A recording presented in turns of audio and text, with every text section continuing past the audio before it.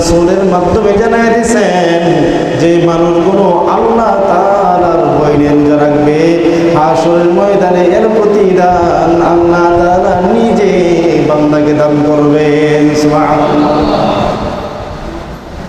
আল্লাহ তাআলা নিজে বান্দাকে দান করবেন, তার মানে হলো যদি আল্লাহ তাআলা দেয় তাহলে বান্দার কোনো ভয় নাই।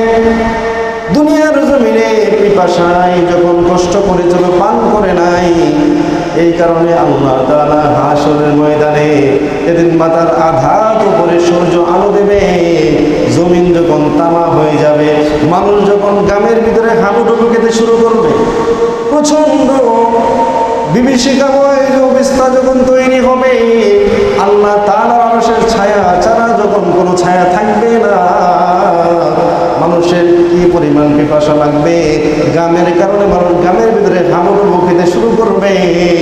ওই সময় আল্লাহ তাআলা যে মানুষগুলো প্রচন্ড পিপাসার ভিতরেও নির্জন জায়গার মাঝে যারা আল্লাহর ভয়ে পানি পান করে নাই, খাবার খায় নাই, ওই মানুষগুলোকে আল্লাহ